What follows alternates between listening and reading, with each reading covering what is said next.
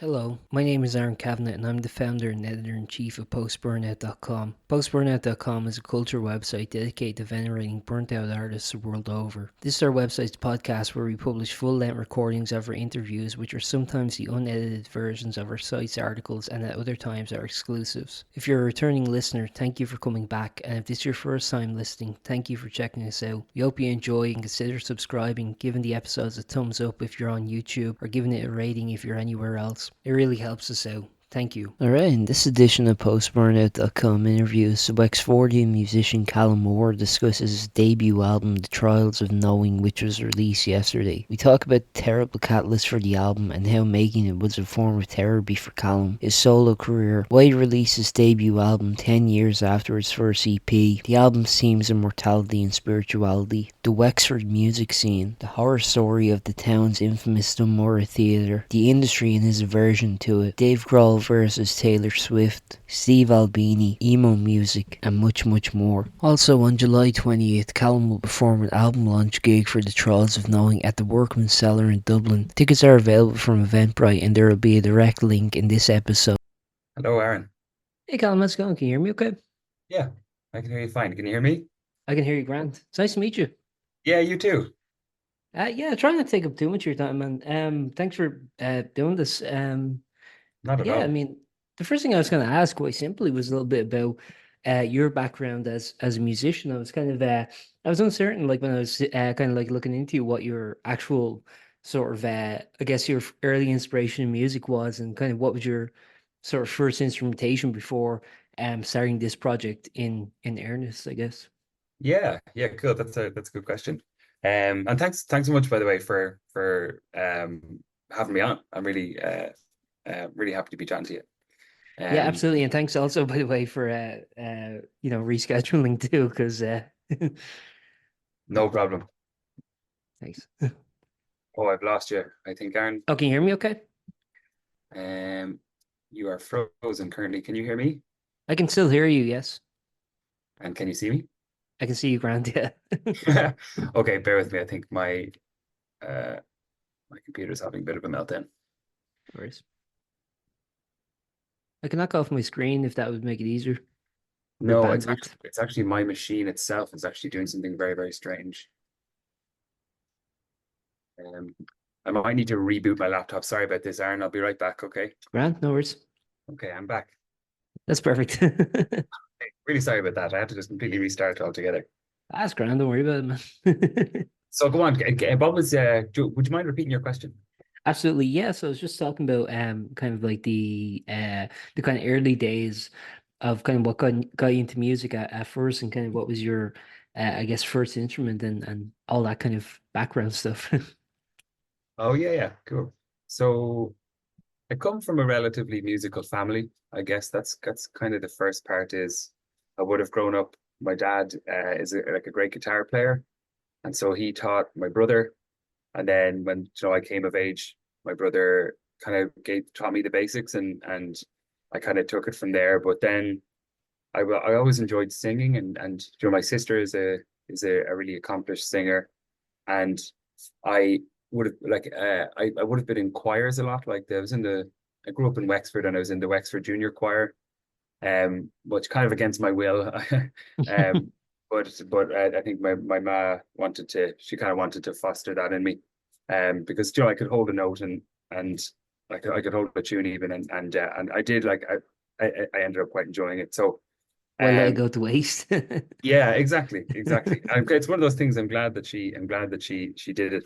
Remember, there was one time where she was on the choir met in a school in Mhm. Wexford town, and she drove me there, and she said, I like it was near to where I was in school at the time, uh, and she drove me up, and I was like, look, man, to be honest, I really don't want to go. I don't like this, and she was just like, oh, but I've already paid for the full term.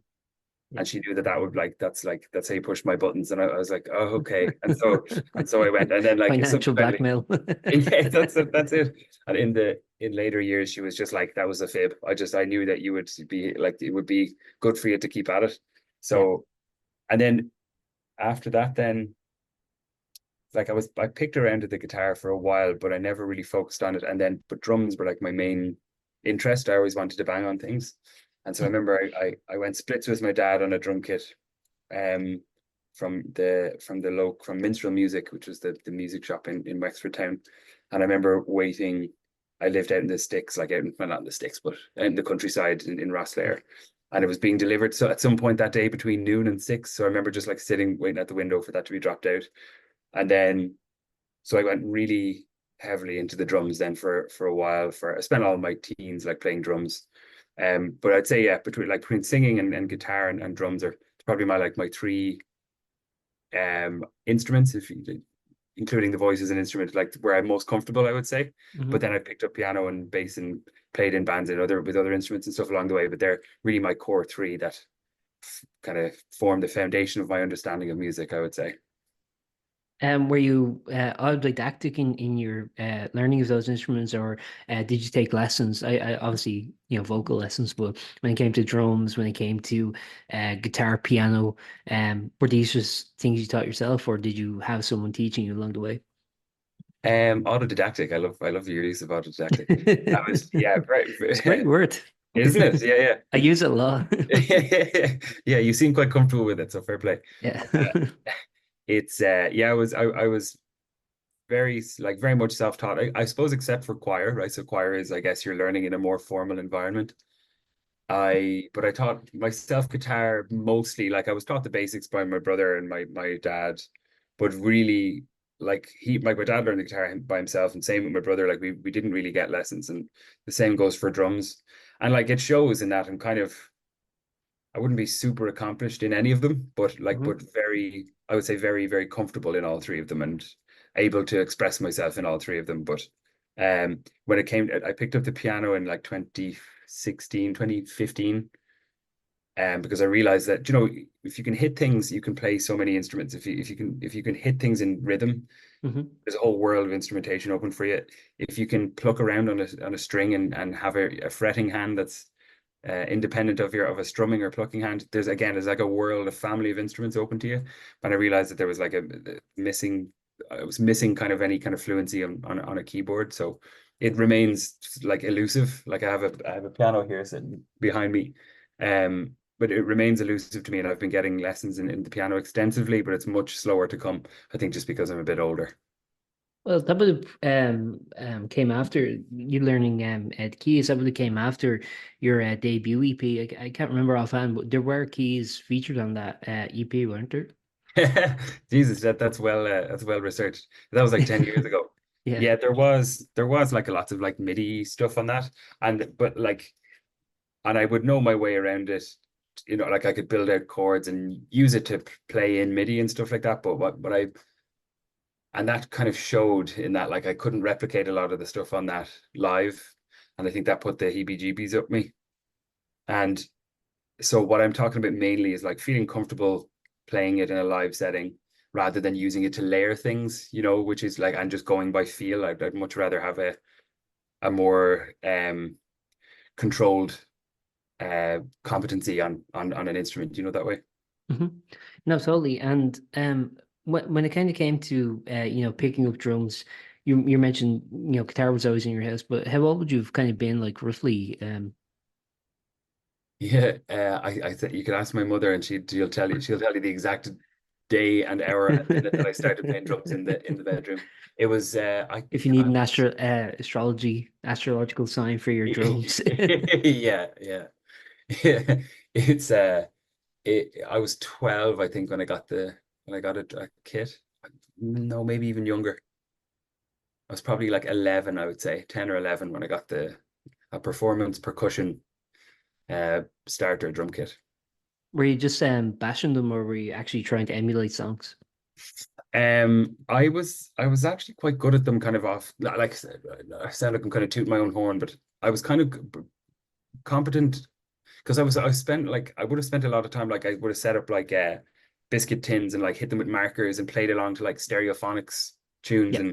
And so I remember my brother. at the time who I would have, very much like looked up to him and wanted to impress him in terms of music stuff. And I would have gotten all of my music from him. Like he would have told me, like all the music I loved, I would have kind of received through him. And I remember him being kind of like trying to manage my expectations. And he's like, "Don't be disappointed. Like if like it's an instrument, it's going to take a long time to learn it." And I remember him being kind of surprised at that I could play along to like Rage Against the Machine songs like very quickly, and he was like really excited. And we ended up playing a lot together in that format. Like he would play guitar Mhm. and I'd play the drums. And so I remember just being like, no, like it can't be much. Like I would take his word for it that like, okay, so it's not like hitting tins. And it's like that there's some X factor that I'm missing here. But like when it came Mhm. to it, it was kind of like, yeah, this is you just the things are in slightly different places and they make much nicer sounds. Um, and I think with drums, it's like I think if you're not good at drums, it's very, very hard to get good at it. I've seen Yeah. people that like weren't naturally gifted at the guitar, for example, get to incredible places just with like very, very dedicated practice.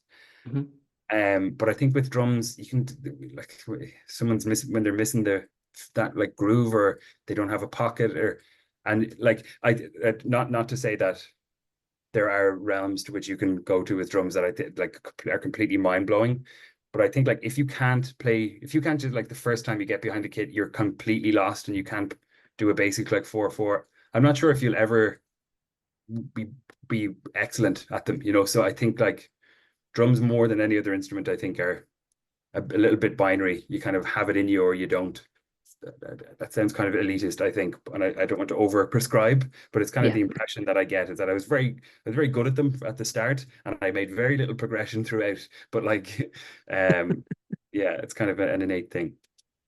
Actually, I want to ask about that because I've never taken drums up as an instrument, but my understanding is like when it comes to actually I know you said you're self-taught, but when it comes to actually learning drums from a teacher, I believe a lot of it is actually more so just about kind of stamina management and kind of not exhausting yourself, not exerting yourself so much that you kind of burn out during a gig. So yeah, I don't know, like how I think it is quite innate. You either have the rhythm or you don't. This is a weird thing, but I was wondering, when the kick pedal came into it, how did that kind of affect your your rhythm, I guess, or your way of doing things? Yeah, and just on that note, that what you're saying there about controlling, like drum lessons are more so about like controlling something that already exists. I remember like a friend of mine who's like an incredible, like one of the best drummers in the country, I think. Who plays, he'll be playing with me for the album launch, for example. He's like a friend of mine. His name's Lorcan Byrne. But I remember he's a trained jazz drummer, and I remember when Whiplash came out, and I was Hmm. saying to him, "Well, you have to watch Whiplash. Like it's just a movie about jazz drumming and like the journey, the artist's journey." And I was adamant about it for ages. And then I asked him, like, he watched it, and I was like, "What do you think?" He's just like, "That was okay." And I was like, what did you not like about it?" And he was just talking about, those scenes where he's like trying to play fast and his hands are cut and it's kind of like putting like a boxing movie into Yeah. drums. And he was just like, it's not realistic. It's bad technique. Like nobody would be learning like that. That's not how you get good. It's about control and elegance. It's not about like just like obviously there is Yeah. like a driving passion to it, but like it has to be controlled if it's going to be beautiful. I think have some element of control. Um, but yeah, to answer your question about the kick, yeah, but see, I would have been emulating a kick even in advance when I was playing on Okay. pots like biscuit tins and stuff. I would have been emulating that and tapping my foot because I did know, like, I was aware from watching videos. I knew what a drum kit was. Like I know how it was laid out and what the different moving parts were. And I remember we had a CD-ROM for a Windows 95 computer that was just called, it came with it and it was called Musical Instruments. Hmm. And you could just go around the world and it would show you all these like musical instrument, like traditional instruments from all over the world. And one of them was a drum kit that you hit the kick drum and a kick sounded, and you hit the hi hat and so I Yeah. knew the anatomy of what was about to arrive in my house, and so I was like emulating it in advance. So I was kind of expecting the curveball of the kick. That's cool. So then you were mentioning you and your brother kind of started playing together then, but would you been doing shows around town and just generally, I mean, you were mentioning kind of growing up in Wexford. I mean, what was that like in terms of the music scene there? I mean, because like I know like in the actual kind of the main town there was a I'm forgetting the name of the theater, but there was that. I think it's shut down recently. The Don't worry.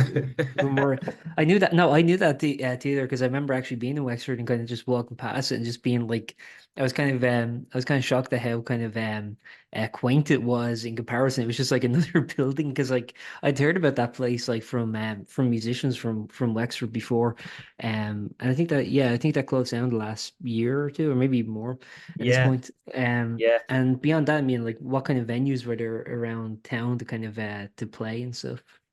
That is so funny that you mentioned the Dun Mhuire because as you were asking the question, my mind flashed to like my teenage years. Hold on until I'm just going to turn off the blur on my screen here because I'll show you something. Um, so that's where like the Dun Mhuire was where like you cut your teeth. That's where everyone like.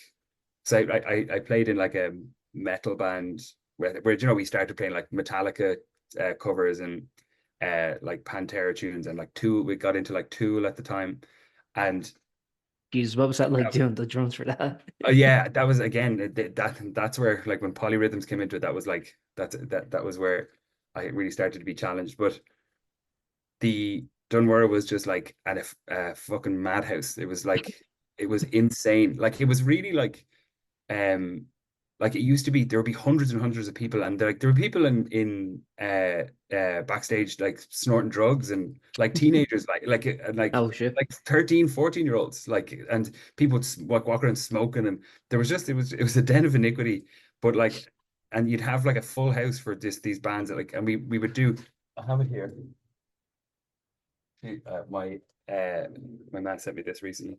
This is like a band I was in at the time. We were called Zenith Okay. and we I can't played really read it too well.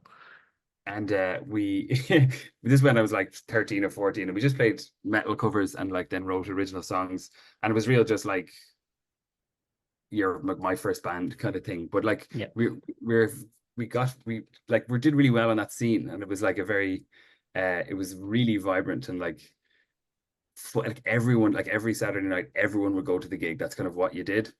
um so the Dun Mhuire has a very special place in my heart. I think it was just a completely crazy thing to exist for like people in their early teens. Like it really, Yeah. you definitely wouldn't see it nowadays.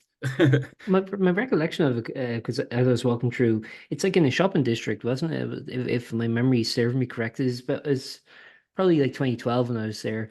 So, yeah, I don't know. I think it would have still been active at that time. But yeah, I remember just like walking past and like, oh shit, that's it Yeah, there.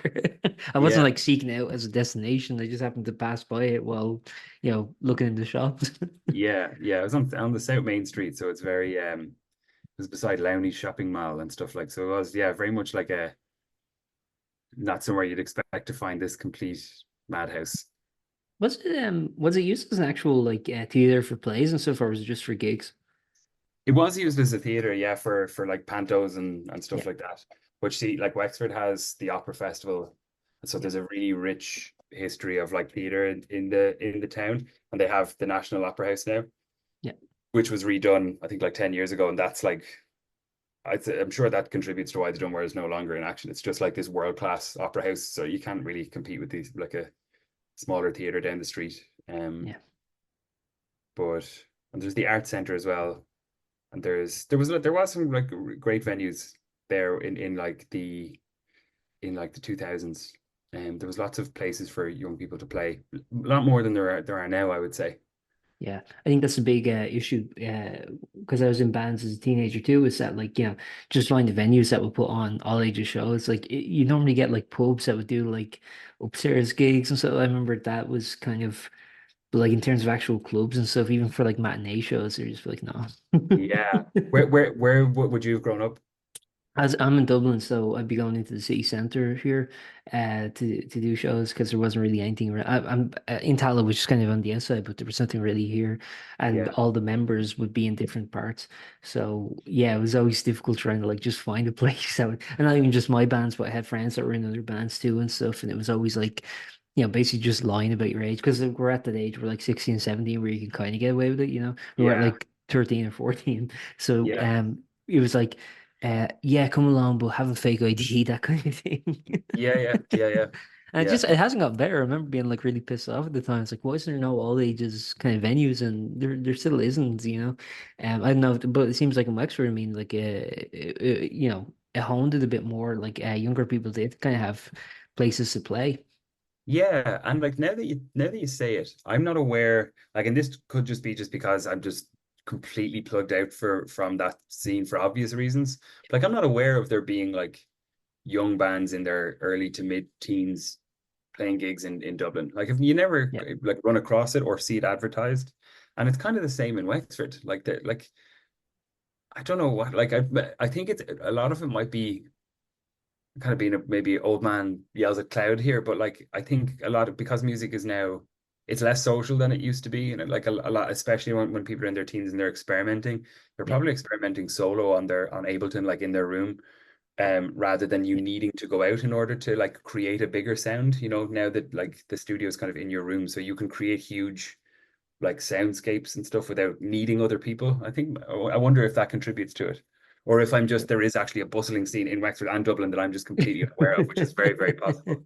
Yeah, it's like shh, don't let them know. Yeah, Yeah, don't let the fogies know where we are. Yeah. it probably is, man. But like, yeah, I sometimes wonder too. Like, 'cause, you know, I think with like you know, institutions like BIM, for example, you know, they're massive. But again, it would be kind of people who are 18 and over who can go to those Mm. clubs and play. I wonder, is there like a burgeoning scene of like, you know, this is something I've talked about loads of times before. But like, I remember when I was a teenager, there were a lot of like, you know, kids who were like 14 to 17, that kind of age range, who were in bands, who were doing stuff, who were trying to get gigs. And I forget who I was talking to this about.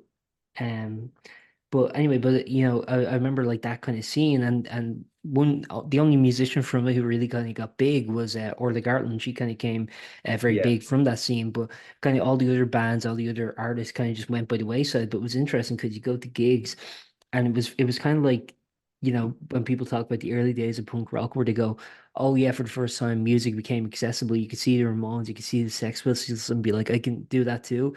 It was kind of like that scene where you go and like it was people maybe having two originals and the rest was just it's, you know, a set list of covers that were like poorly played, kind of out of time, a little out of sync, the vocals were bad, but that was kind of made it accessible and made it fun. Where now I think like a lot of people are so honed and craft that, like, you know, there's a barrier of entry, I think, that didn't exist back then in a way, for like the local bands. And I wonder, is it too intimidating for like young kids to kind of get into it, where have to be like, well, maybe we should play in the studio for a couple of more years before we do that.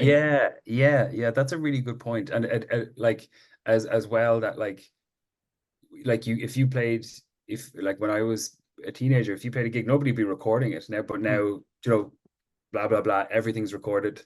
yeah. And so Everything's on yeah, I social think that's media. exactly, yeah. Like you're not just putting yourself out there to a room. You're like giving your entire like broader community access to like something that's maybe not like it's not ready to be published. It's Yes. Yeah. it should only be shown to a small group of people. That's such a good point, I think.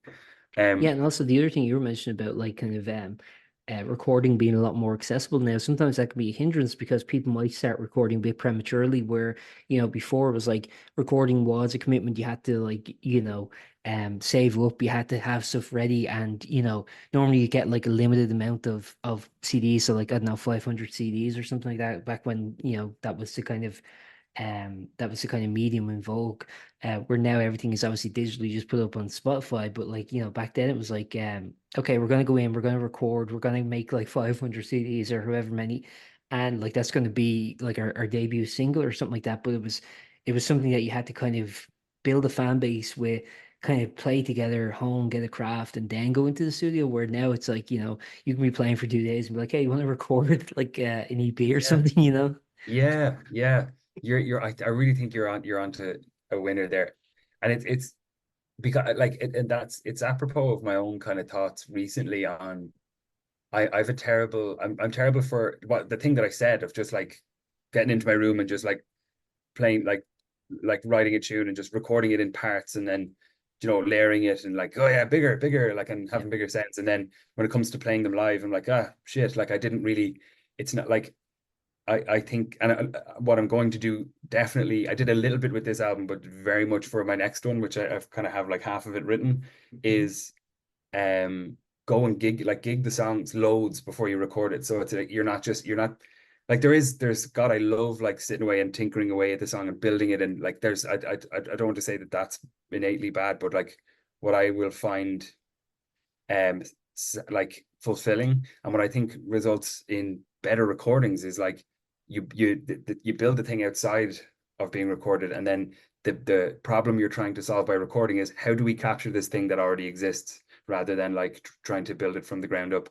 I was watching an interview with Steve Albini, who passed away recently, Yeah. and he's talking about that exact thing. He's just like, as a engineer, my job is not to is just to capture what exists. It's not to color it, unless the Yeah. band are like, I want you to color it in a way that you deem, or something like that. He's like, so he's talking about capturing room sounds and how like he's done his job. If you barely know he's there. You know, it's just like, how can I turn the live experience into something that you can walk around with, which Yeah. like we have. I think we're moving away from that, and we're moving into like layering stuff and multi-tracking, and rather than like building something communally, like in a room with people, and then pointing a microphone at it in the right way and letting and like translating that into a recording.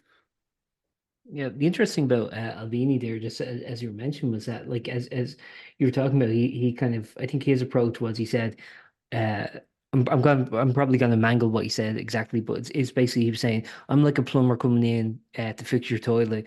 I don't get to tell you what to do with the toilet. I just fix it, right?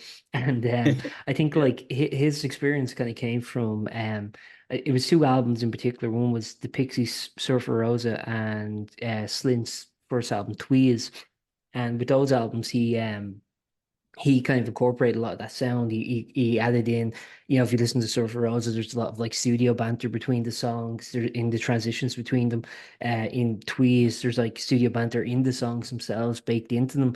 And he was saying that was his decision. That was an artistic choice that he kind of put on the artists themselves because he thought it would suit the bands. But he kind of realized like later on, neither I think Pixies were happy with theirs, but Slint really weren't happy with their record. And he was like, I think I overstepped the boundary there in doing that and in kind of adding an artistic choice when really my job is to be more technical in this capacity. It's not like, recording with Big Black or Shellac or something like that where it is yeah, creativity and technicality.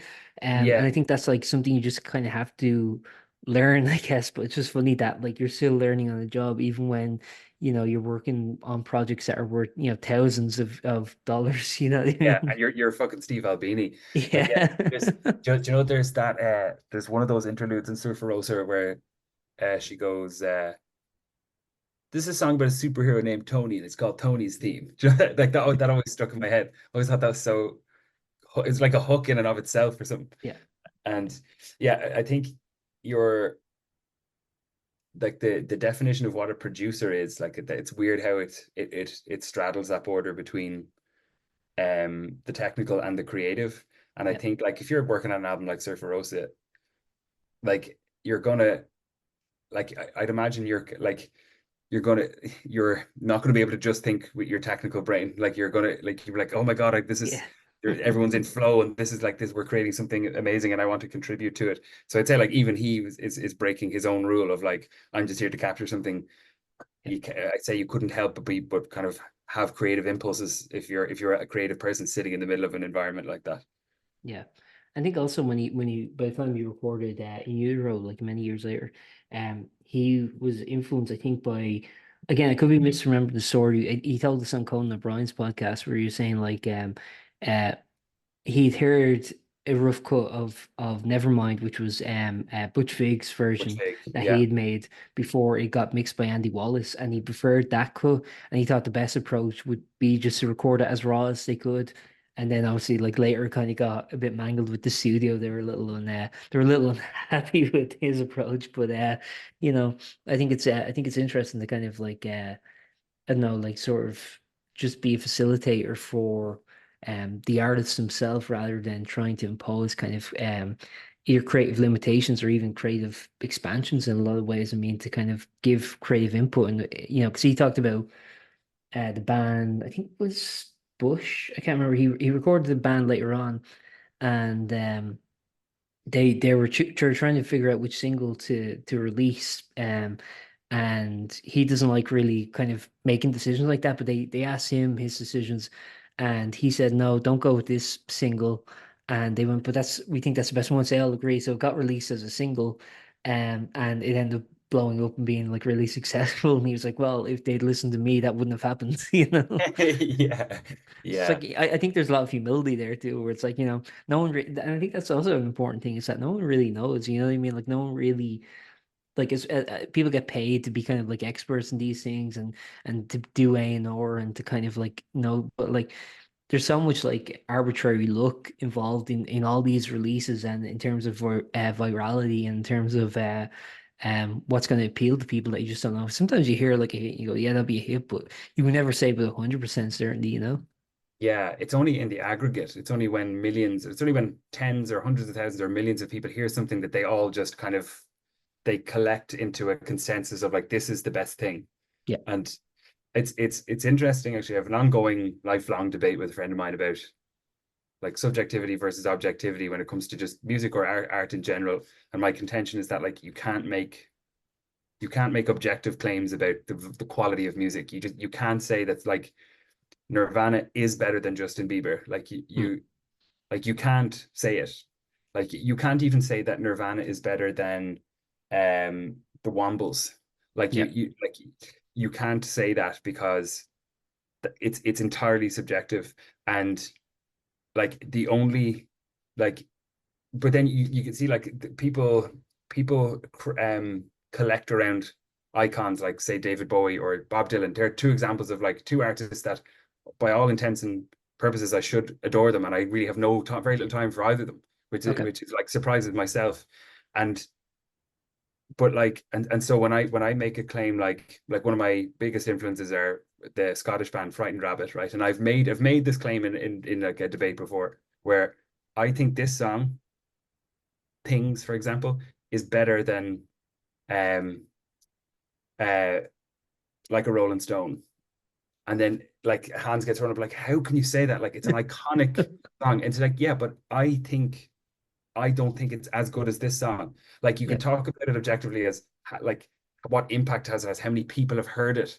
And that's Yeah. like it's the ad populum argument. It's like just because loads of people think something doesn't mean that it's objectively true. It just Yeah. means that they as a collective think it's subjectively true. Do you know? And so Yeah. it's like, Well, actually, I saw that argument recently where Dave Grohl was throwing shade at Taylor Swift, and people were using the metric of ticket sales to kind of go, actually, Taylor Swift is more relevant to it, which, in the moment, yes, sure, Taylor Swift probably is more relevant than, Dave Grohl and the Foo Fighters, just in terms of like, album sales, in terms of ticket sales. But it's like, like that doesn't inherently make one better than the other, you know what I mean? And it's just like there are objective metrics that you can kind of use, like how many units has this album sold, how many listens, how many plays, and things like that. But again, it doesn't really talk to the quality or the significance, you know what I mean? I also sometimes get interested by kind of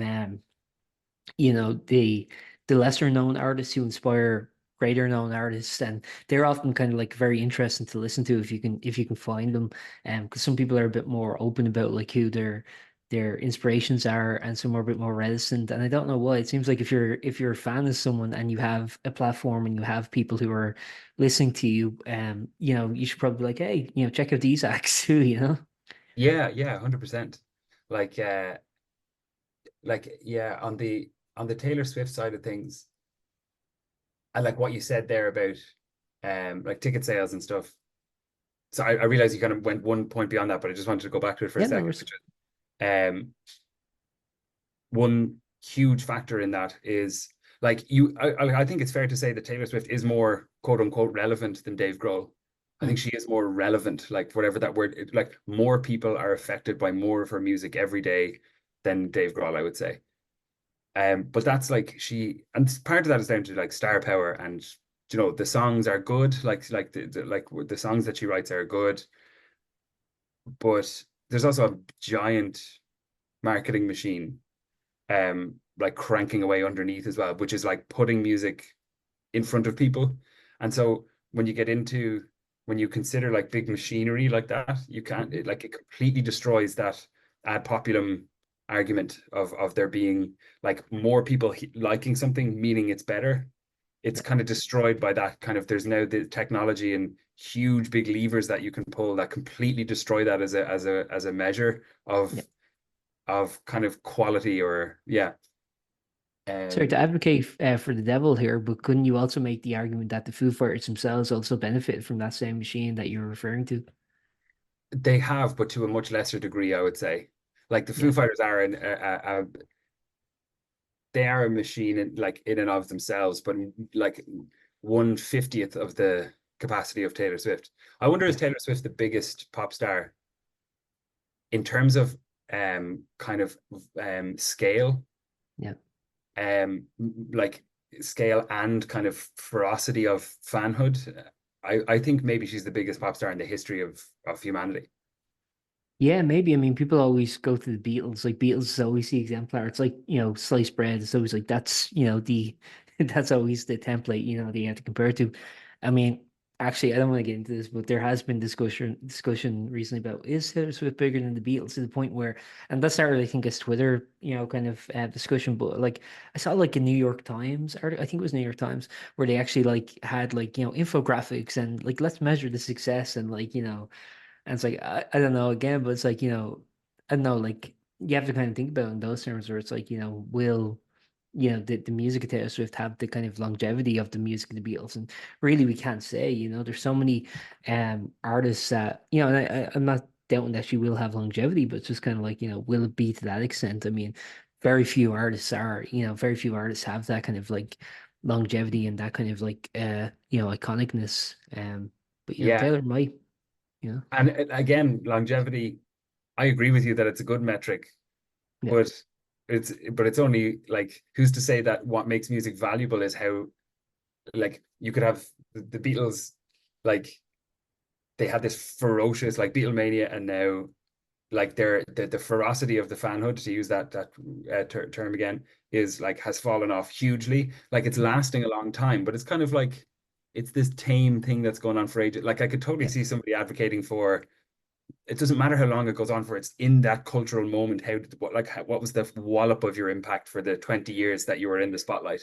So I Yeah. could totally see someone making a good argument for that. Although I do agree with you that longevity speaks to like, because music is, I think in a huge way, is you're trying to capture something eternal, or like resonate with something that's beyond like our mortal selves. Or I'm getting wanky now there, but the No, I do agree actually that like I do think a lot of art, a lot of the kind of motivation of art is preservation past your death. I think that's like a lot of artists' motivation is just to there's a lot of existential dread we all go through and just be kind of like, shit, I want something that people remember me by, I think a lot of that. I don't know, because I think now we look at archives and we look at things like, like the Beatles kind of having like, the last half century or, history books, or we look at, reruns of old television shows that are still going. And I think there's a lot of motivations to kind of go, let's let's create something that will still be like I don't know, this is a weird thing, but like Only Fools and Horses or something like that, where it's like let's just have something that's going to be repeated on telly for the next half a century or something. I think it's yeah, or The Simpsons or whatever. It's always like I don't know, in whatever medium I can, let's just like try and get little pockets here and there that people will be talking about that will kind of be multi-generational, that kind of stick with people. But it's interesting too. I think sometimes I think sometimes like we see I think a lot of the consequence of that too with like brand recognition, and I think like Disney are a good example of that, where they're like they've had such a multi-generational audience for since the 1920s or 30s, and wait, you know you broke up when you said who you were talking about there? oh, sorry, Disney. Oh, Disney. Sorry, yes, Yeah, yeah, and you see them just kind of like regurgitating the same stuff, and it kind of stagnates the creation and implementation of new ideas. And I don't know, it's a very difficult thing, I think, to kind of it's a very difficult thing to measure, I guess. Like but I think the Beatles are interesting just in the sense of how, like, really, if you look back on it, just how short their career was, and just like the long lasting impact of it. You know what I mean? yeah, yeah. There is, as you were saying that about like creating something eternal and all that, and getting going beyond our own lives. There is, I think Claire actually put this in the press release that you might have sent to you about the album, but there is did you ever hear of a book or read it called Denial of Death by Ernest Becker? Did you ever hear of that? I have not. No. He's this like psychotherapist, like he's like a post-Freudian guy. He was in the wave after Freud. And his whole contention is, and it was a huge inspiration on this album, was like it was because there's a lot of like dread in this, because it's kind of like a scary book to read, really, to have it like put out in front of you, that um all kind of things like music or any kind of culture or even religion and war and all human kind of culture and endeavor, it is a result of the fact that we're repressing that this like insanely intense fear of the fact that like our light is going to go out at some stage, and that all that we're all everyone is trying to do, like it doesn't matter what you're doing, whether it's like the wholesome thing of like being there for your family and fostering your growth. It's all you're doing is trying to like raise yourself to like a hero status, a hero who's Mm. like whose acts will echo beyond their own death. And he's talking about this in just this real matter of fact, like it's his theory, right? And he's just like, so he treats it like this is just what's true. And I think there's something terrifying about that it's, to us, it has this very intense sense of meaning, and like that we're doing things just because it's good to do them. And his whole thing is just Mm. like, you're just trying to make yourself, you're trying to get beyond the limits of your body, and you're trying to like be in contact with the infinite, and to do things because you can't accept that you're not going to be around forever. Yeah. uh which I think is, there's a massive weight to that, I think. And I think it made me think about music a little bit differently in that respect. How much of it are you doing to please yourself, and how much of it are you doing to show other people your value, and like trying to get beyond your own limits? Well, actually, when I look at your discography, for example, there are gaps between the projects of like there are 3 year gaps, I think, between the first EP. Sorry, no, there's about a 2 year gap between the first 2 EPs, and there's about a 3 year gap after the second EP, before your single. And then you release a series of singles, and now there's another about 3 year gap between the release of this upcoming debut album. Is that correct? Yeah, it's like a 3 or 4 year cycle I tend to go on, but with any kind of bigger release. Yeah. Have I lost you? Sorry, you cut out for me there. Can you hear me? Okay. Yeah, I can hear you. Can you hear me? Yeah, sorry. Testing. So there was, yeah, I can hear you. The video's out of sync, but I can hear you. Can you hear me? I can. I think there's a delay. There we go. Yeah, it just synced back up for me there. Okay, perfect. Yeah, Yeah, sorry. So we're just saying about the kind of the difference between releases.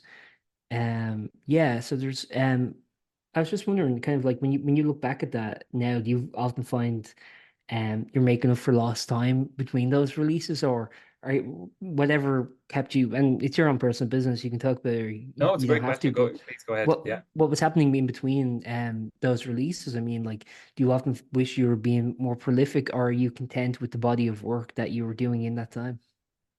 It's a class question. That's like a really, really good question. The answer to it is like way less romantic. It's I work full time. Like Life music is often music. is. Yeah, music is very much like, it's like, no, I wouldn't say like a hobby per se, because like I think that kind of undersells. I'm very passionate about it, and I'll always do it, and it gives me great joy to do it. But I'm completely disillusioned with the music industry, and I'm also very I'm not I'm kind of I'm very insecure about the songs and the quality of them, and and so I've never, like, I did 1 year like where I did the BIM thing, and like spent a year just like gigging, doing cover, like making music for a living, like making Mhm. my only source of income being music and the dole. Um, but I and so I just made a very conscious decision, like that's not the path that I'm going to go down. But that's so that but that comes that's kind of, it's a painful choice to make. And the reason for the gaps is just like I work full time. I have lots of other interests as well. Like I'm very passionate, and I like to pursue novel things. And um so it's kind of, I actually wish I was less prolific. I wish I was more, I wish I put more, like when I look back on the stuff I've released, I leave it up because somebody once said to me, and I really took this advice to heart, that like at some point I thought it was worth publishing. So that don't betray that past you by saying like, no, nobody should hear this anymore. You know, like be true to like who you used to be as well as who you are now. Even, but I couldn't bear to listen back to stuff now. But I always do like the last thing I've released. Like I still like the stuff I released in 2020 and since then. And but like I kind of wish I had the luxury of being so dedicated to it that I'd made the decision to go at it full time and like really just dedicate my whole life to it. And then I would spend a lot more time tinkering with things and making sure things were right and writing the right songs and writing 20 and paring it down to 10 instead of writing it to 12 or writing 12 and paring it down to 10. Yeah. So yeah, it's because of other interests and the fact that I work full time, and I wish I had actually left more time between them and I had more. But I do also like, I like to be an active, I like to feel like an artist and to be someone who's active and putting stuff out and bouncing it off friends and talking about it. I also think that you can just kind of waste away and grow old without kind of really interfacing with the craft that you enjoy. So like I will just balance between the two and just go like, okay, look, it's not perfect. There are things that I would change, but we're in the mastering phase now. I'm not going to go back and shoot myself in the bite my nose to spoil my face Yeah. is the phrase I'm looking for. Like I want to just put it out and see what people think and let people come back to me and play some gigs and meet new people and maybe start a little thing with them, or so like I think it's important to release stuff and not like like keep things under wraps, trying to get it absolutely perfect, but doing it full time affords you both, because there's 8 hours of the day that I could be spending doing that, and you can have it both ways, but then you can't have security, and I want to have a family, and I want to give myself and my wife a nice life, and so you can't have it all, and so you have to just pick what's the best balance and what things serve your sense of fulfillment the best. Yeah. There's a lot to go on there. Yeah, sorry. This is No, called absolutely. No, therapy. no, I should be no. paying you for this. No, and that is a lot to go on, and I guess like one thing I'll discuss there is that there are some people who kind of like let like kind of life sort of wash them away, and kind of the responsibilities of adulthood that we all have to kind of face at some point. We can kind of try and run away as long as we can, but we do have to kind of face up to it, especially if, like you said, I mean, you have a family, you have kind of people to take care of. You're not just like an individual bachelor with kind of your own life, really. Yeah. Or your kind of own atomized life, I guess, to put it like that. Obviously you still have your own life. But I was wondering, do you think it's kind of important because a lot of people in those circumstances kind of let the kind of creative aspect just kind of go by the wayside, and then later on have regrets about that? Was that something that you were always kind of like, no, I'm gonna have I have stuff to say, I have stuff I want to put down, I have stuff I want to release, or is that just kind of how life went? Could you have foreseen a path in life in which like this creative endeavor wouldn't have continued? Um, no, I don't think so, but not for the reasons that you might have mentioned that you like would have posited there. Like I have something to say and I have to release music. It's more so that when I'm not in recording, like the recording phase or like the PR phase and like releasing and stuff, it's actually just one of my favorite things to do to pass time is to sit down and play with the guitar. So like if that goes, if I kind of like never had the desire to pick up the guitar, I think the all out like that's like upstream of everything else. I think everything else would just downstream of that would just stop happening. So it's kind of it's not the songs kind of just like emerge, they emerge because I like once a day or once every 2 days I'll sit down for 30 minutes and play the guitar, and um that I can never like that's where the rubber meets the road. Like that's where all the love is. It's like that I like picking up the guitar and going like, oh brilliant. I can't wait to Yeah. sit down now, and just like coming home after a few beers and being like, oh, I have a Jones now to just kind of feel a guitar under my hands. And that's where all the experimentation and stuff happens. So I don't think I'll ever get bored of that, of writing songs and that feeling of when like a nice idea comes. So the answer to your question, I would say, is no. I've always loved it, and I think I always will. And the other avenue I wanted to go down, based on what you were just saying prior, was you're talking about like kind of having dissatisfaction with your earlier releases, but do you find, now that you have kind of complete control over your own masters, that you can kind of like on a whim, you can kind of go, I'm going to delete this stuff and I'm just going to erase it, and maybe this is traumatic, but do you find that that's kind of like I don't know, Stalinizing history? Do you find that that's kind of like just taking stuff out of the equation just because it's inconvenient? That's such a good point. Like going Trotsky on my first Yeah, EP, kind of. yeah. Um, yeah, Where's the ice that's pick, you know? yeah, that's it. Yeah, that's it. You are absolutely spot on. That's exactly it. You put it in better words than I could myself. It's what I was trying to get at when I was saying be true to the person that you used to be. Like when I was 24, I released this and I loved it and I was really happy with it.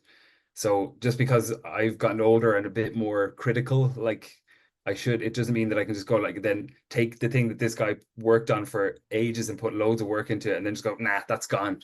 Yeah, And yeah, there's also an element of it as well that like it's happened to me with people, especially Irish artists, where like they will release something and there'll be like two songs in it that you adore, and then just one day they're gone, and you're just and you can't buy it online, or it's like, and you're just like, well, like fuck you, I had a relationship with this yeah, thing. You already gave this to the world. You can't just take it away. It's like that whole thing, that trope of like it's yours, like you give it to the world, but it doesn't. It like in some fundamental way, it doesn't belong to you anymore, and like it belongs to you in a kind of commercial sense if you're lucky. But like if you people develop a relationship with it with a song and then you take it away, it's like it's rude. It's kind of rude to do that, as yeah. like to the person as well as to your past self who was happy with the thing. Yeah, and it's also like I don't think any artist is ever truly 100% satisfied with what they create. And definitely I can look back at stuff, from writing perspective, I look back at stuff I used to write and publish, and I'm really embarrassed that they ever went out because I'm just like, oh my God, like the grammar was awful, the tenses were bad, the prose were, could have been better. And there's just so much stuff we criticize, but it's kind of like, I don't know, it's like if you were talking to that person, it's like, you'd probably be able to give them pointers and go, here's what you can do. And I think one sort of good means that perhaps creatives who are a little dissatisfied with their past work might benefit from is kind of like paying it forward with other creators where they see promise. But and I try to do that, but at the same time it's like you can only kind of push people so much before you're just like dictating to them, and you don't want to do that either. You don't want to be like, hey, I fucked up. People kind of have to, again, going back to what we're saying with Steve Albini, people kind of have to scrape their knees a little bit to kind of, learn the mistakes and better themselves. So, I mean, a lot of ways, like, you don't really know, like, the impact that those songs were having for other people, even to this day. Maybe there are people in their early 20s who are still resonating and kind of, um, relating to those songs or getting stuff, because, um, when I was like a teenager, I was into like, a lot of like punk, a lot of, like the 80s hardcore punk that was written by like, teenagers.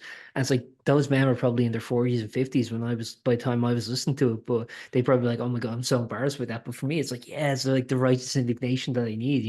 Yeah, it's a good point. And that's it. It's like even if it's just like one or two people, I think it merits being available for streaming.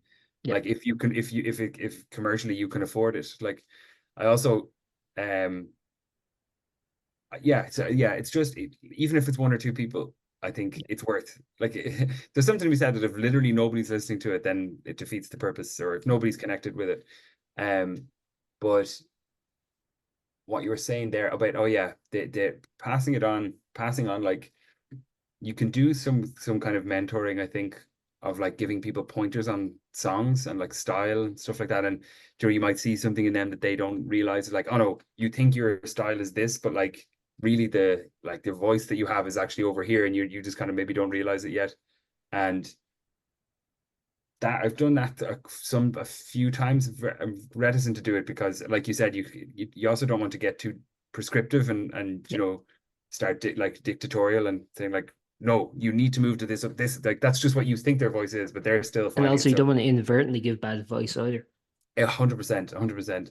what I've noticed is my friend who co-produced this album is a girl called Alvaretti who she has, you know, done very well and created kind of a base for herself and is like very, very well respected as a songwriter. And she's unbelievable at like she like younger like girls who are coming up and young women who are coming up. She's brilliant at she goes out of her way to like she'll answer anyone who comes to her looking for advice or and that's very much on the kind of machine side of it, on the commercial side of it. So I do think there is that's The something you have to do. crushing machine side of it, you might say. Hey, go on. Go on. That's the highlight of this interview. Sorry, No, you're I great. couldn't help myself. uh, I think you can point out to people kind of like stuff to avoid. And she's done that with me a lot because I'm not like a professional musician and she is when it comes to like PR and like navigate like negotiating with people and stuff like that. She's just like and then creatively she just had massive input on the album as well. Like she stripped out loads of like I have a terrible propensity for like maximalism and it's the reason I hate all the old stuff. Is like why did I put all this stuff on it? Like it really should have just been a guitar and this and she's very good at just going like, nope, drop that. That's gone. That's not serving any purpose. And it's still kind of a maximalist album in some degree, but she has stripped it down as much as I would allow her, and like got me to change lyric. Like she was just like that lyric isn't working, and I think you know it, but you're just being lazy, or you're afraid that you won't come up with something better, or like she had incredible kind of creative input on as well. And it would have been a way worse album without her input. But she's like so yeah, I think you should do as much as you can on the commercial side of things and on the giving people advice about the industry. And then maybe on the creative side, depending on how much you trust the person and how close you are and how much you value their opinion and how likely they are to be kind of correct that it's a blind spot that you something you're missing. I think you have to be like a lot more careful on that side for sure. Okay, this might be a little bit of an abstract kind of question, but I'll ask it anyway. What's your opinion on the maxim less is more? I I agree with it. Okay. I think that it's I aspire to adhere to it more. Yeah. Um there are people there are people who do maximalism extremely well. Trying to think of like good examples of that. But it's like this, it's the same as okay, I'll be equally as abstract. I have this thing about I have this thing about it's like a pet peeve, right? About Mhm. when people buy all of the accoutrements associated with a hobby, like a new hobby, like Yeah. hiking, for example.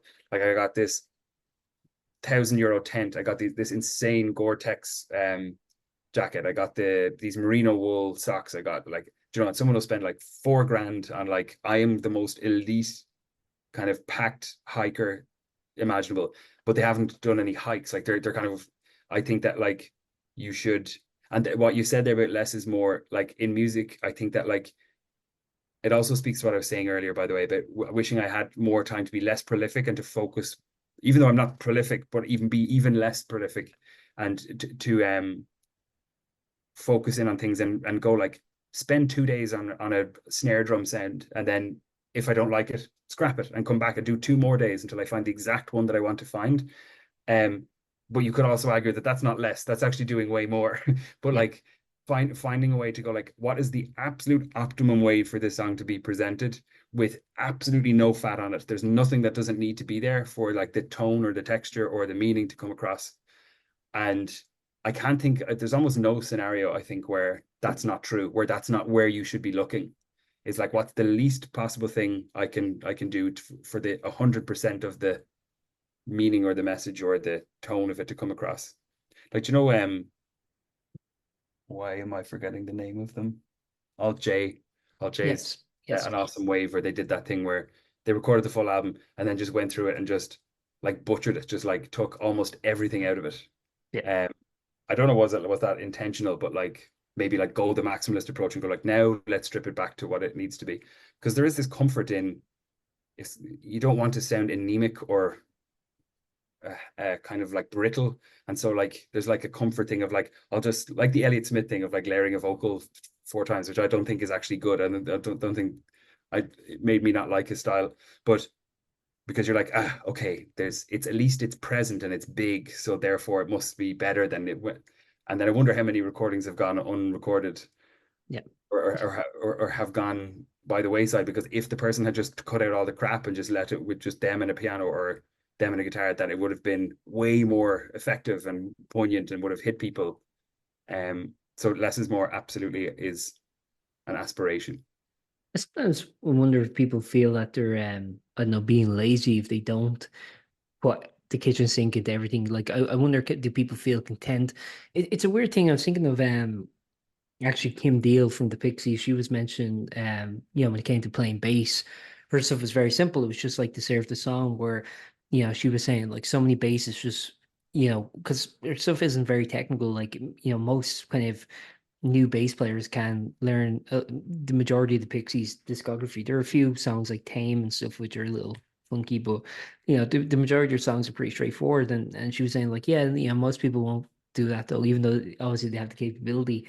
They won't put less work in. They feel like they have to be adding fills. They feel like they have to be ramping things up. They, you know what I mean? And I think it's the same for like a lot of creatives where it's like, I don't know, I try and think of like, when I used to do art in school and, you'd paint something and I don't know, you'd have a finished painting, but you're like, shit, I need to add this detail or I need to, I guess it's also the same with writing. Sometimes like I look back at my writing and go, oh shit, am I explaining this? Yeah, and I think actually maybe then I have a propensity to kind of over explain things that are, can be simplified that I think also I just don't have a lot of faith in readers to kind of grasp what I say. But then like I write for other people because and I have a strict word limit, and it's like, okay, I have to cut out the fat then. And actually, I do think it makes it a better read when it's like, and I try to self-impose them, but I'm very like for my own work, but I'm not. I'm very lenient on myself. Yeah, So, it's an interesting yeah, thing you touched on there about not trusting your reader. That is yeah, so. I remember coming just kind of stumbling across that thought before of like writing something and like you're happy with kind of, oh, it's kind of there's a hidden metaphor or there's something abstract about it that I like, and then you're thinking like, but people won't understand it. yeah, And it's like, yeah, they will. They're like, don't worry about people. People are really smart. Like people, yeah, and the right people will understand it. The people, like, that's the whole point. Is like, does this I- resonate with you? Because it resonated with me.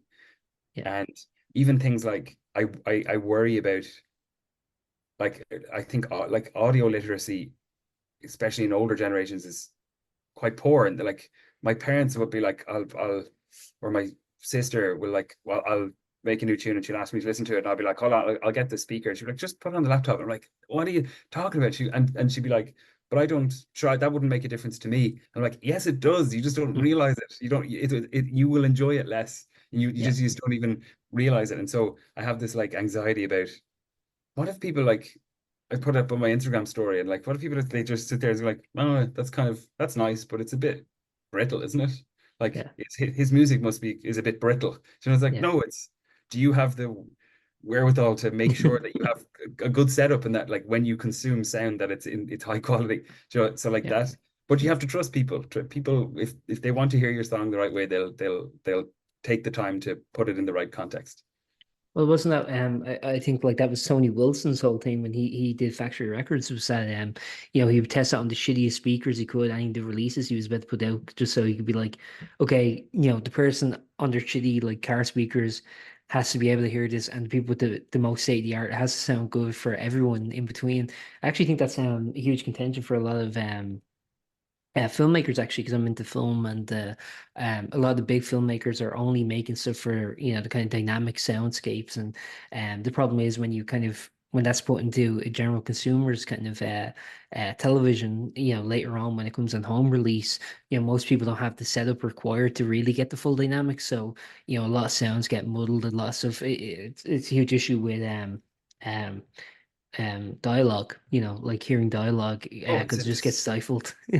yeah. Like I noticed that as well. Like there is like a loudness war that's going on streaming platforms. Like there's Yeah, times where you'd be listening to like watching something on Netflix, and you're like, this is the mixing in this is dog shit. Like it's yeah, really, really terrible. Like there's no dynamics, and I can't hear what they're saying. It's like yeah, like if there's not going to be dynamics, at least it should be crystal clear when they're speaking. But like it's crushed so much that background noise is literally like is drowning out the dialogue. Like Yeah. there's some stuff You that always have to have the remote in hand just to lower and yeah, rise. yeah, it's mental. It's fucking mad. Um, this kind of went in an atypical kind of approach to these interviews. So I just want to scale back to a few things because you've been very gracious with your time. So I want you were mentioning kind of in your teenage years you were playing with your brother. If I'm getting the chronology right, I just want to kind of get this right for the article's sake. But so you started playing the drums with your brother. That eventuated then into other projects, mainly metal projects, and Sorry, it's the other way around. it's the other way Yeah, around. Okay. yeah. So I would have like my brother would have played in bands when I was like really young, and he was still doing that. And then, but I like was playing like metal tunes, whereas we were very much into like the Pixies, Nirvana, and like um um kind of I guess more the more punk side of things, whereas my friends were very much into the metal side of things, and I just wanted to play drums, so I was just like I'll play whatever. So it was the metal stuff first, and then later myself and Sean and another friend of ours played in this band called Department of Stealth, which Okay. was like again it's like a pure I can't believe what we call ourselves that, but we would have played in places like do you remember the Mez? Is the Mez still Oh going? yeah, no, it's Yeah, not anymore. I no, used to love that place actually. The I think downstairs in Mez was really a great spot. yeah, it was grimy now, but it was that's like Yeah. we played there and like we did the King Kong Club. Do you remember that Yes, in yes. Village? Like Yeah. remember we got to the final of that. That was Which like is now Opium. yes, that's it. Yeah, and that was very much playing um like kind of Jimmy World style kind of post like if I'm to get granular on it that post hardcore Hmm. kind of style where it like going from a whisper to a scream and Yeah. big extended like breakdowns with like weird stops and stuff and like that kind of music. I guess But you that could was say like proper emo. proper emo. Exactly, exactly, I know exactly. emo fans get very very defensive about that. I try to avoid the genre because discussing the genre because I don't want to piss anyone off. Yeah, yeah. It's a loaded term, but I've never been afraid of using it. Yeah. I think I like because it has negative connotations of like it's emotional rock. It's like why it's crazy. Oh, emotions. It's really kind of difficult. Like yeah, it's Yeah. like Oh, I didn't even mean it in that sense. Yeah, but I remember like in the late 2000s or even mid 2000s, it was like emo was this is gonna sound weird probably for listeners now who weren't around back then, but like it was basically like a homophobic slur. Someone called you an emo. yeah, It had yeah, the same connotation as calling someone a homophobic slur. It's really yeah, weird. yeah, yeah. Totally, it totally did. But I was The more so saying like for actual emo fans, there's like, it's like Rites of Spring or Jimmy Eat World or My Chemical Romance. There's all this like debate. I'm like, God, it's got Yeah, because there was a pure like the emo was like a grassroots scene. Like it like yeah, it was from the ground up. And so I could emo see core. when yeah, I could see how people would be like when you had the likes of like and like don't get me wrong, I loved like Panic at the Disco and Fall Out Boy. Like I was balls deep in that whole scene. Uh, but I could see why people would be frustrated at it, where it had morphed into like this very overtly emotional thing rather than something that just had like a kind of whiny tone to it, but Yeah. like still was quite grassroots and was like born of kind of individual scenes rather than from the top down by a kind of industry. Yeah, it seemed very wasn't there actually a band called something commercial or it has a similar name to that? I'm trying to think. It was something corporate was their name, and they were kind of like making fun of that, I think. And yeah, but yeah, I remember that like and it was actually interesting when sometimes they'd have like a crossover and go mainstream. I think of like Black Parade was one, Give You Hell by I forget the name of the band, If you All have American doesn't Rejects. oh yeah. Those But they're those like went mainstream and stuff. Those like kind of emo songs, like oh shit, and you just hear it like in the shopping center or something. You're like, all right. yeah, that's here now. That's yeah. I think my wife would talk about All American Rejects sometimes. Like they had no, I had no awareness of them at all. I thought they were very much kind of like a North American thing. I never even realized that they had any sway over here. Oh, that song was huge back in the day. Yeah, it was always Yeah, played. I gotta and ask actually, when it kind of came to because again, this is something I try to describe to people who are a little younger than I am, and it's just like it's difficult thing to comprehend. But I remember if you were wearing like black hoodies, if you were into like any metal, hard rock, punk, if you were into any kind of like rock music, and a lot of times you were kind of a target. It was like if if when you go to school, people would slag you off, and it wouldn't normally go to like physical altercation or anything, but people would definitely be giving you shit when you'd Oh be yeah. walking around town and stuff. Was that the same in Wexford, or were they a little more accepting of individualism? Um, no, it was very much the case in Wexford as well. Like you had moshers Yeah. and emos, whereas in Wexford they were just referred to as grungers. Oh, Like really? Everyone's a yeah, grunger. these are grungers. And it's like that's a subgenre. You know, it's Yeah. not. It's not even, There was a but shop actually. No, I think of it when I was in Wexford that time where I bought some. I can't remember the name of it now for the life of me, but yeah, I remember they'd sell like a lot of the off-brand rock t-shirts. yeah, I yeah. don't know if you know what I'm referring to. No, no. Like this in 2012 as well. Yeah, it would have been around then. Yeah. Well, I used to go to Yeah. Wexford sometimes, so I can't remember. It could have been even earlier, but yeah. See, I was born in Dublin, and I lived in Wexford when I was 4 until I was 17. So like Okay. it was like all my formative years were there. But like my family have since moved out, and I still go and visit, but it's like not. I wouldn't say it's my home really anymore. Hmm. Uh, so even at that time, like I wasn't living there, so um, the detail of maybe the tone of the town wouldn't be my. Maybe, yeah, I that's wouldn't fair. have the right to comment on it. But yeah, I shared that as well. Like I went to a hurling school, and it was very much you were in the minority to be like for music to be your primary kind of driver. Yeah, But then that scene grew. Do you know, and like there was safety in numbers. Like there was, yeah. I had friends in who were the same way inclined, and you kind of just huddled together and stayed away from the shite. You always just found places to stand around. Yeah, absolutely. We had Redmond Square and outside Super Value. I just spent my whole team, like all my teams, just standing there. Yeah, it was always just standing around. It's Mm. interesting. There's a thing called there was a someone uploaded an interview from the Late Late Show from 1983 where it was like a punker, someone who's into goth and all these like different subgenres at the time. And the punk guy was like, yeah, we don't just end up standing around Stephen Screen. And I was like, oh my God, like, years later that was the case. It was like Central Bank and Stephen Screen when I was growing up. And then like maybe like Asha, which was like a clothing I store, know it's yeah, which yeah, yeah, now a head shop actually. yeah, And what was the other place? Like Walton's Music and like the music maker and places like that. That's where you just like end up standing around. yeah, The more things change, the more they stay the same. yeah. I think that's why everyone smoked. It's like if I'm Yes. gonna be standing around for hours at a time, I may as well be doing something with my hands. So I got to ask, so then from there, so would you have been when this project that you're doing now, your solo project, would you have been living in Dublin this time, or would have still been in Wexford, or whereabouts were you based, and how did this kind of project then kick off? I would have been like writing songs and playing them to people when I was living in Wexford before I left when I was 17. Like I was still kind of writing really, really bad songs. And then, but it was Then like the to make first, them onto release? yeah, the Okay, first thing. Oh, sorry. I thought you that's said sorry. bad enough that you didn't release. Sorry. No, none of these ever made it onto any recording. The first time I ever, like, I remember putting songs up on Bebo. Do you remember you Yeah, could put like your Bebo page. I remember them getting a good reaction, I forgot and what it was called. Yeah, there was a name for the video thing they had there. the Flashbox.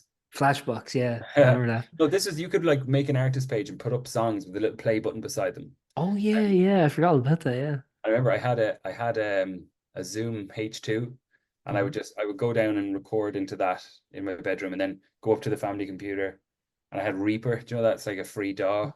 And then I would bounce out onto my iPod the guitar track that I just done, and then go back down to the H2 and record the vocal into it. So And 2000s. it's isn't it, isn't it? And and zero process. I didn't realize that then you do something with the sound. Do you know, it was just Yeah. like just raw into it, and then just up on the internet here. Everyone hear about my very intense and very detailed personal life.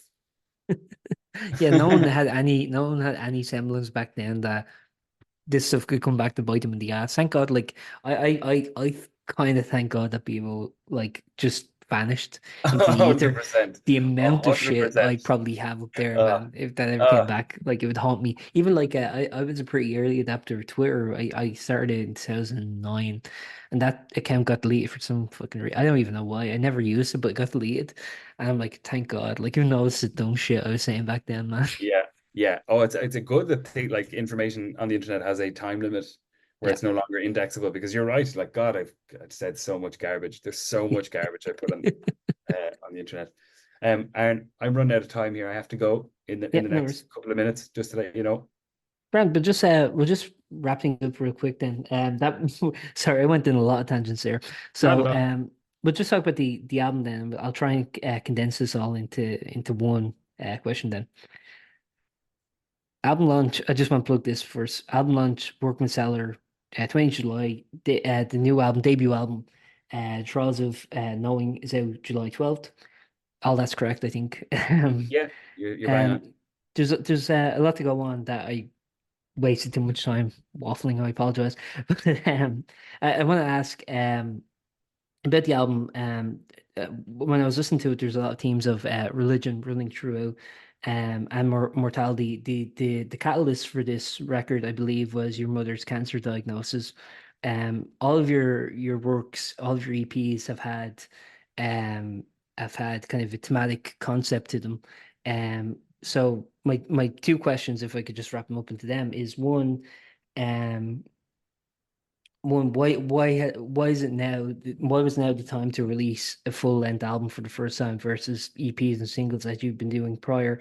And the second is, and this is just about the kind of concepts of it. Do you think, kind of going back to what we are talking about earlier with mortality? I mean, like, I think when people are kind of faced with the idea of like encroaching death, topics like religion can kind of come up in their mind. Do you think was that a conscious thing? And the kind of themes of religion and spirituality and mortality. Um, what was kind of, I guess, the thematic concept of kind of marrying those ideas together? Yeah. That's a So lot. Sorry. no. So there's like a couple of things in there. When like the cancer diagnosis was really grim, right? So it's like stage 4. They were starting to put time limits on her life, and so uh, I just like panicked. I would say I was like in a state of panic. I'm still kind of resolving it. I'm still like it just that like turned something on that was like, oh my God, I can't believe that I'm going to die and everyone I love is going to die. Yeah. And so I just think I guess you just write about what's on you write about things that you're thinking about, right? And it's an exorcistic exercise. It's an exercise in exorcism. Um, but so I would say like it was kind of half the songs, like some of the songs are written before we found out, two or three of them, and they're a lot more happy in tone or a little bit more brighter in tone, or they're kind of just like love songs, or but then I I guess I was writing the songs because I was very worried, like really worrying to the point of panic. And um remember Scott Hutchison is one like maybe my favorite songwriter. Oh, he used to do this analogy that like your life is just like this. It's like a canvas with all it's a complete mess, and there's all like splodges and gouge marks, and it's a complete mess. And that at least what a song does, it doesn't change any of that, but at least it puts a frame on it. Mhm. Like you're taking like this mess of a complex of thoughts and going and putting it like here's something about that that's true. Like here's something that I think about that, and that how like you can actually learn about yourself by what has kind of bubbled up from your subconscious. And that's why like people talk about it. It's kind of it's a trite almost at this stage to be like writing music is healing, and like but I really think it is. And the reason is because you write a thing and you go like, God, it feels good to like sing that out of me. And then Well, it also you is look back therapy, at just exercising the ideas. exactly. And look, and then you also get an asset from it. Like you look back at it and go like, oh, that's what I think about this. I didn't realize that how I thought I thought about it that way. It's that like you could get the same end result literally from like psychotherapy, is having somebody frame it and getting you asking a question that goes like, oh fuck, I didn't realize I actually am really worried about this, but I thought I was worried about this. Or but I think writing a song can do the same thing. like because you have the constraint of like rhyme and meter, Mm. you're forced to like, okay, I need something that rhymes with this. And then the choice that you make of what word I'm going to rhyme with the previous word, that like that doesn't come from the ether, that comes from like your subconscious.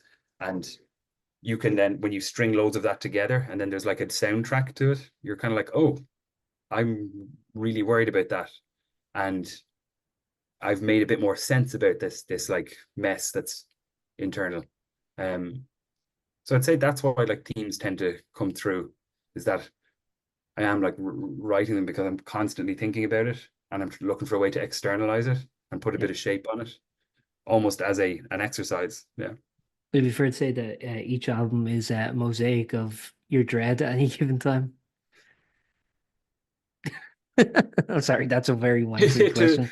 No, I wouldn't. I wouldn't say I've ever had dread.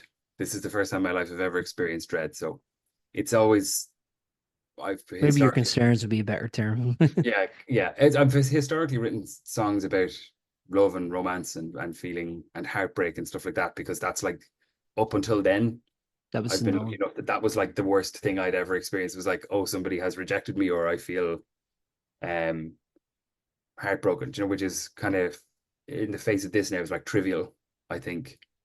Um, Yeah. so I guess that's where and also the lockdown afforded me like more time to kind of spend time with the songs a little bit. And I'm just kind of, you know, I've been releasing music for 10 years. Like do the album, get an album done. I believe in the album and I don't want it to die, even though I don't listen to them as much as I used to. I still want to be a person who's released an album. Do you know, I think that's important milestone for a musician, I think, is to release an album. Perfect. I won't take any more of your time. That's everything I'd like to ask, pretty much. Is there anything you'd like to add before we wrap up, or? No, there's not. I really enjoyed chatting with you, Aaron. Thank Fair you. play to you. Hopefully, it was entertaining to listen to as well. Yeah, it was. No, but it's just like a nice conversation. And I was kind of like being frank, I was kind of like I was not dreading it again. Dread is too strong a word, but I was like I was Yeah. wondering, okay, is this going to be fun? But it was like so fun. So, Yeah. fair play to you. If you ever have anything else in the pipeline, let me know. Yeah, I will. I'll find you. Like I'd never heard of your website until Not many Claire. people have.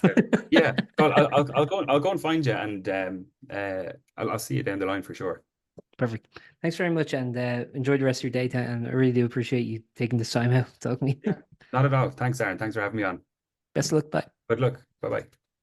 Thank you for listening to that episode of Post-Burnout.com interviews. We're an independent venture run by yours truly, and as I said at the beginning, liking, rating, subscribing, and sharing really helps us out a lot. If you're feeling extra generous, we do have a PayPal donation link in the episode description, but don't feel obligated, of course. We've also begun releasing occasional exclusive episodes on Spotify, so subscribe there if you'd be interested in hearing those. Thanks again for listening, and see you next time.